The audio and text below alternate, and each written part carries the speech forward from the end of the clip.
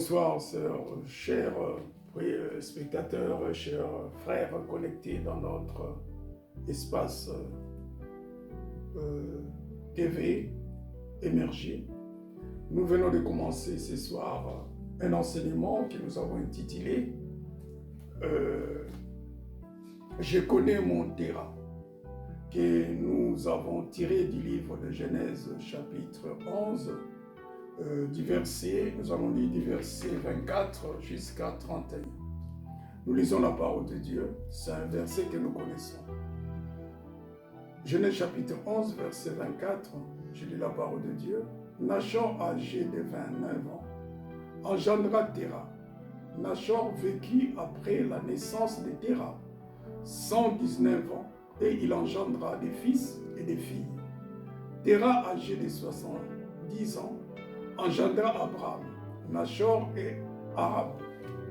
Voici la postérité de Téra. Téra engendra Abraham, Nachor et Haran.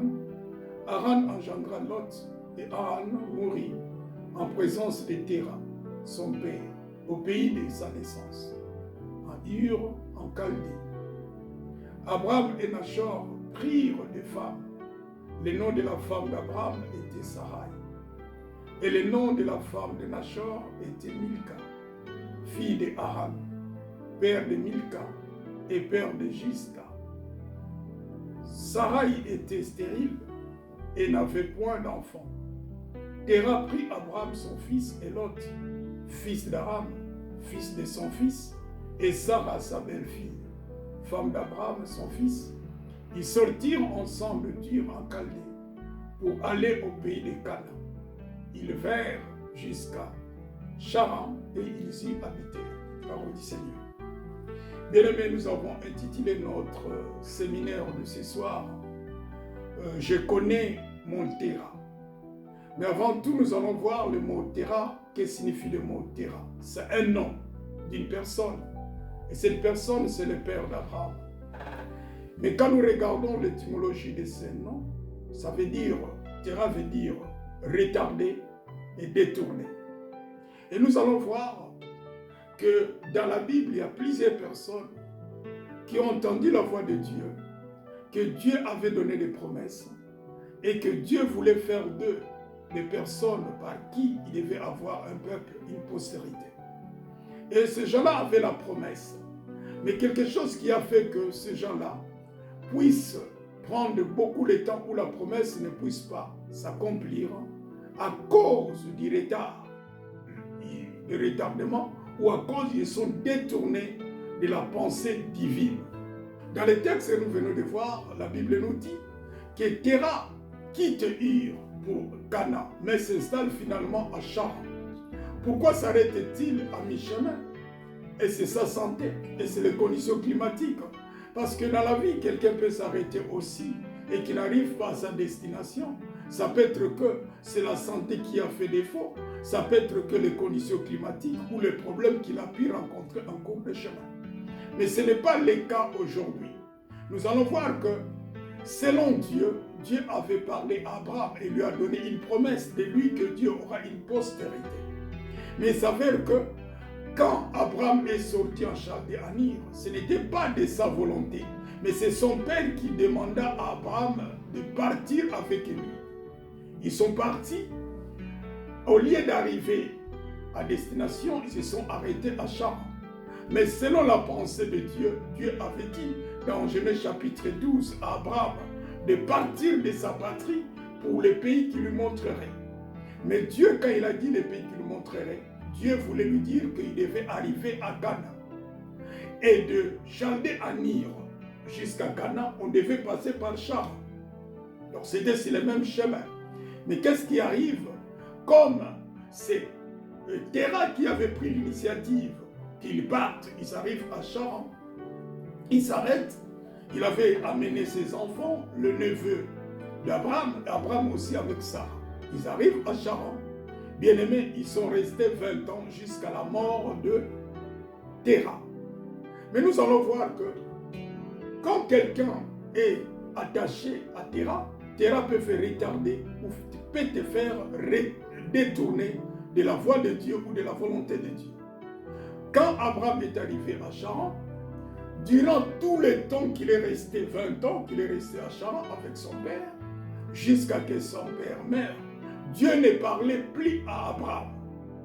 Et à la mort de Terah, c'est là que nous allons voir que Dieu va commencer encore à parler à Abraham. Et qu'est-ce qu'il lui dira? Il lui dit de va-t'en. Quand on utilise le mot là, nous sommes dans Genèse chapitre 12. Dieu l'Éternel dit à Abraham, va-t'en de ton pays, de ta patrie et de la maison de ton père, dans les pays que je te montrerai. Nous connaissons cette promesse. Et là maintenant, nous entrons dans le vif sujet parce que quand nous regardons aussi le mot Charan, ça signifie un pays desséché ou route. Donc, là où il n'y a pas. Ville de Mésopotamie où Terah s'installe en quittant Ur. Mais nous allons dire une chose. Que veut dire Terah? Que peut être Terah? Parce que notre thème, c'est connaître ton Terah. Nous allons essayer de voir par plusieurs définitions que signifie le mot Terah, afin que nous puissions comprendre le pourquoi nous devons connaître notre Terah. Donc, si j'essaie un peu de faire le plan que nous allons suivre, nous parlerons Terah, c'est quoi? C'est ce que je vais commencer à donner par de signification que veut dire Terah. Et deuxième, nous allons parler de as-tu un Terah dans ta vie? Que toute personne, par les exemples que je donnerai, que tu essaies d'examiner si tu as un Terah dans ta vie. Ça peut être que la mission que Dieu t'a donnée, que tu devais accomplir jusque-là, tu es en train de retarder, tu n'arrives pas à accomplir cette mission. Donc cela veut dire qu'il y a un Terah dans ta vie. Mais as-tu déjà demandé ou cherché, as-tu déjà trouvé qui est ton Terah? Pour que quand tu connaisses qui est ton Terah, à ce moment-là, la mission que Dieu t'a donnée ou le plan de Dieu peut s'accomplir dans ta vie. Et le troisième point que nous verrons, les rôles des Terah dans la vie d'une personne ou dans un croyant. Dans la vie d'un croyant. Quand quelqu'un a un Terah, qu'est-ce que quel est le rôle que ce Terah-là joue dans la vie de la personne? Nous en verrons aussi par des exemples. Parce que si je dis que le rôle, c'est carrément d'être éloigné du plan de Dieu, nous allons voir cela dans la Bible. Et que fait Terah? Terah, qu'est-ce qu'il fait dans la vie d'une personne? Ça sera le dernier point que nous verrons. Et moi, je dis que Terah empêche la volonté de Dieu de s'accomplir dans la vie d'une personne. Ok? Je crois que je me suis introduit. Et là, maintenant, nous entrons dans le vif sujet. Notre vif sujet maintenant. Je dis ceci. Terah, c'est cet élément qui te donne du retard dans l'accomplissement du plan de l'Éternel dans ta vie. Terah, je dis, c'est un élément qui te donne du retard dans l'accomplissement du plan de l'Éternel dans ta vie. Tu t'es déjà posé la question? Quel est cet élément qui te donne du retard? Parce que bien aimé, quand nous regardons un peu selon les calendriers divins, selon le plan de Dieu, quand Dieu parla à Abraham, il avait dit réellement que sa postérité sera esclave dans une nation. Mais selon le plan de Dieu, c'était 400 ans. Mais ils ont pu faire 430 ans. Pourquoi les 30 ans qui est venu? Pourquoi ce retard? Et à la sortie aussi de l'Égypte, selon Dieu, de l'Égypte jusqu'à la terre promise, ils devaient faire 40 jours. Mais qu'est-ce qui a fait qu'ils ont fait 40 ans? Pourquoi ce retard? Et essayez de voir. 40 jours, c'est à peu près 1 mois et 10 jours. Mais c'est de voir qu'ils ont fait 40 ans de route. Mais qu'est-ce qui a fait? Il y avait parmi eux, il y a aussi un Terah. Quelque chose qui a fait qu'il peut y avoir un retard. Ça peut vous dire que pour eux, le murmure, quand il était dans le désert, a fait qu'il commence à tourner en rond. Le murmure, tu murmures souvent. Quand il y a quelque chose qui se passe à l'église, c'est toi qui es la première personne à murmurer. Ça peut être que tes murmures, c'est un Terah pour toi aussi. Et nous pouvons dire aussi, Terah, c'est quoi encore Terah? Terah, c'est aussi cet élément qui peut t'éloigner de ta destinée ou du chemin de ta destinée, qui t'écarte du plan de Dieu ou t'éloigner de ta destinée, je peux dire. C'est aussi Terah qui peut t'éloigner. Nous allons voir cela et nous connaissons un peu les cas de notre frère, j'ai toujours dit, Joseph. Il avait des rêves qu'il avait pu parler à ses frères. Mais qu'a fait que cet enfant? C'est vrai qu'il devait arriver au lieu que Dieu devait accomplir son plan, mais nous savons ce qu'il en dirait. La fille de la vente avant tout, on l'a jetée dans les citernes. La femme de Potiphar, la prison. Et toutes ces choses-là ont fait que c'était des terrains pour lui. Mais Dieu quand même, avec, dans sa façon de faire les choses, a fait que Joseph a pu quand même arriver à destination. Et le plan de Dieu s'est accompli dans sa vie. Terrain, c'est quoi encore? C'est cet élément qui te donne du retard, je l'avais dit. Essaie de regarder quel est cet élément qui te donne du retard aujourd'hui. Quel est cet élément? As-tu déjà trouvé? Si tu l'as trouvé, gloire à Dieu. Et maintenant, nous allons commencer parce que quand on parle de terrain, nous pouvons le parler sur le plan familial. Hein? Nous allons en parler aussi sur le plan professionnel. Et pourquoi pas sur le plan spirituel? Il y a plusieurs serviteurs. Nous avons nos terrains sur le plan spirituel. L'église ne marchait pas. Les choses ne marchaient pas. Il y a un terrain. Cherche ce terrain-là afin que l'église puisse marcher, ainsi que la vie des membres puisse être une vie qui voit la prospérité avec Dieu. Si je dis terrain sur le plan familial, parce que je vois ici, avant tout, pour Abraham, Terah était son père, c'était dans sa famille. Et que le fait d'être attaché avec son père a fait que le plan de Dieu ne pouvait pas s'accomplir dans la vie d'Abraham. Frères et sœurs, je ne te demande pas que tu t'éloignes de tes parents, je ne te demande pas que tu te sépares de tes parents, mais faisons attention. Parce que ton père ou ta mère peut être aussi un terrain ou une terrain pour toi. Ton frère peut être aussi un terrain ou ta soeur peut être aussi une terrain pour toi. Et surtout, le mari aussi peut être terrain pour toi, ainsi que ton épouse peut être terrain pour toi. Nous ferons des exemples, ce qui concerne la famille. Et après, je dirais, dans les cadres professionnels, on peut avoir aussi un terrain. Ça peut être que professionnellement, toi, tu as un projet où tu t'es fait embaucher dans une société, mais arrivé là, les gens critiquent le travail que toi tu fais. Prenons l'exemple que j'ai pris hier, bien-aimé. J'avais dit ceci. Il fut un moment, il y a un musicien du Congo, à l'époque on appelait les Zaïre, avait chanté un chant, le fait d'être vigile ou être gardien, je ne sais pas, agent de sécurité, il disait que ce n'était pas bon.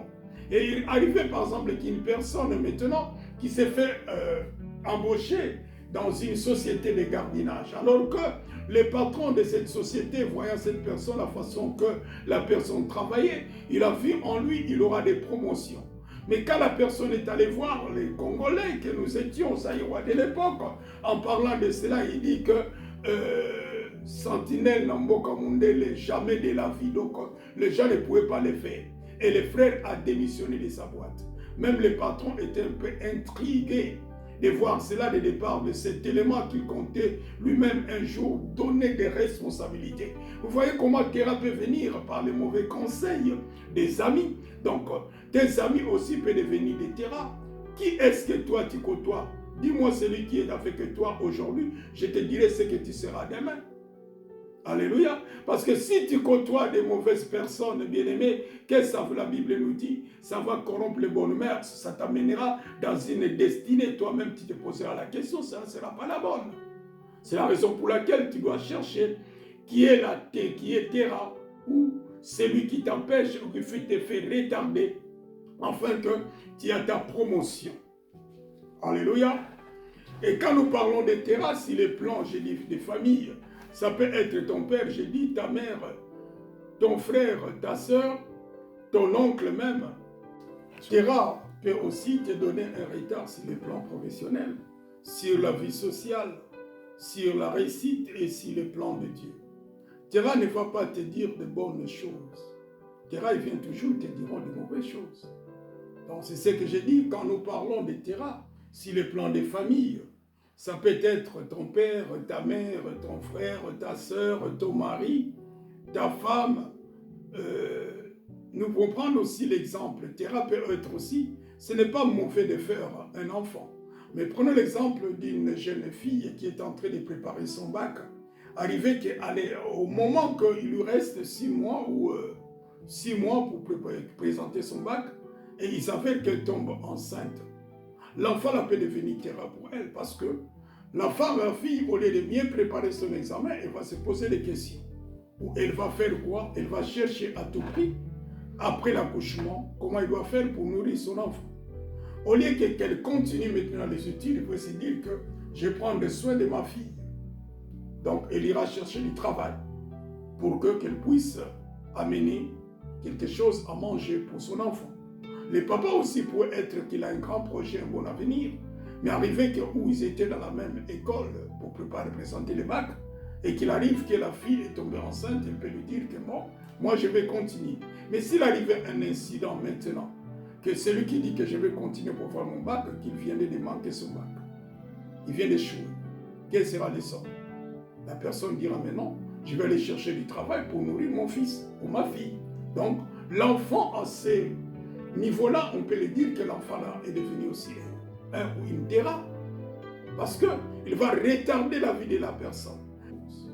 Et nous allons voir encore un exemple qui est dans la Bible. Nous allons dans le livre de Genèse toujours, au chapitre 13, à son verset 9, que nous lirons 9 à 14. La Bible nous dit, tous les pays n'étaient-ils pas devant toi? Sépare-toi donc de moi. Si tu vas à gauche, j'irai à droite. Si tu vas à droite, j'irai à gauche. Lot leva les yeux et vit toute la plaine de Jourdain, qui était entièrement arrosée, avant que l'Éternel eût détruit Sodome et Gomorrhe. C'était jusqu'à toi, comme un jardin de l'Éden, comme le pays d'Égypte. Lot choisit pour lui toute la plaine du Jourdain, et il s'avança vers l'Orient. C'est ainsi que se séparèrent l'un de l'autre. Amen. On peut arriver jusqu'à 14.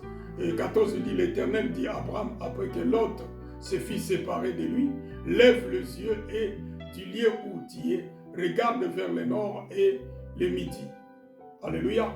Nous regardons cet homme, Abraham, il a eu des retards dans sa vie. Il se sépare, son père Terah est mort, 20 ans de retard. Et maintenant, au lieu de laisser Charan pour aller à la terre promise, il s'amène encore son neveu. Je ne dis pas que vous abandonnez vos neveux. Je ne dis pas que vous ne prenez pas soin de vos neveux. Ce n'est pas ça le but de ce message. Mais tant que Abraham était avec Lot, Lot est devenu aussi terrain pour lui, il va le faire retarder encore pour l'accomplissement de la promesse de Dieu. Et maintenant, comme Dieu est bon toujours, la Bible nous dit, il y a eu un conflit entre les bergers d'Abraham ainsi que les bergers de Lot.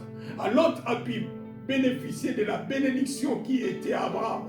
Lui aussi, il a pu hériter des brebis, des bergers. Mais en cours de route, il y a eu quand même des disputes entre les bergers.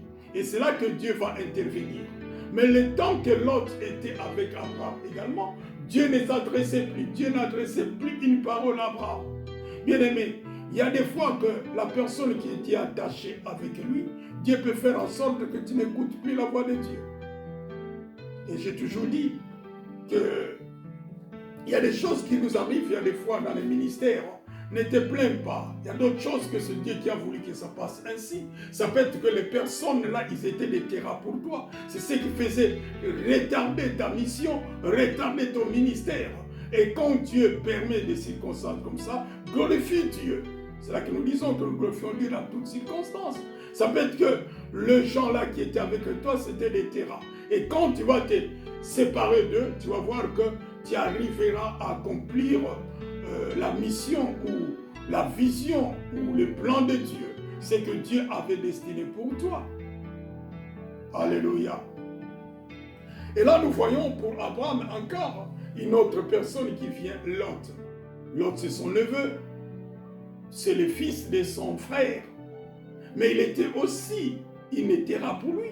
Il a fait retarder encore la promesse ou il a fait retarder encore le plan de Dieu dans la vie d'Abraham.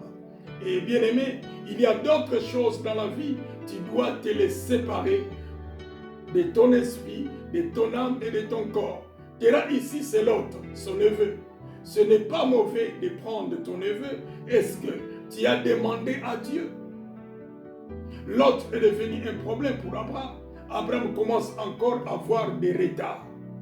Dieu dit alors, je te laisse jusqu'à ce que tu termines avec Lot.